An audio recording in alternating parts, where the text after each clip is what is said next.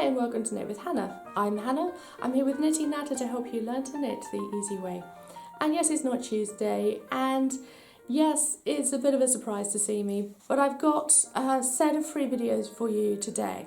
If you are being affected by school closures, all sorts of things happening around the world, then you may well have children at home. And at school, they do get on with crafts and art and such like, but I have got a knitting course, When Can I Knit Too Mummy, that is all about teaching your child to knit and do all sorts of different yarn crafts. But I'm opening that up for free for the next few weeks. So if you would like to get access to that, then click on the link below. All of the videos are there for you. You can start knitting, you can watch the videos on how to prepare your child for knitting, and it will also help you decide whether or not they're ready for knitting or whether they need to focus on the other options that are in that course as well. So alongside the knitting courses, there's also French knitting. French knitting is a great start for children to enjoy playing with yarn, and it grows really quickly. You can put it down after any single stitch. You don't have to knit a row and then put it down and wonder when it's going to start growing. French knitting grows much faster because every single stitch adds a little bit of length. I also help you in that series of videos how to make your own DIY spool, and you may have some of these hanging around at the moment. It's made with a toilet roll middle. I'm sure lots of you have got them around the house at the moment.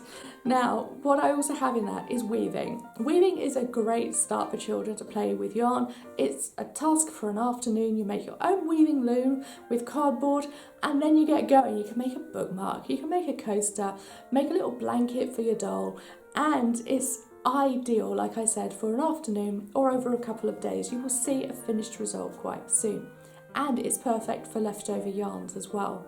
What is also in there is pom-poms and tassel tutorials alongside the knitting tutorials. So if you feel, having watched a couple of the videos, that probably your child isn't old enough for knitting or isn't quite ready for knitting yet, then you can start doing all of those different yarn crafts too. And like I said, this is open for free over the next few weeks because we're going through a very strange time in the world. Schools are closing, you've got time at home, so let's get on with some crafts and get them into the yarn world just like we love it as well. Even if they're not ready for knitting, they'll be ready for using yarn in different ways. Okay, that's my gift for you over the next few weeks.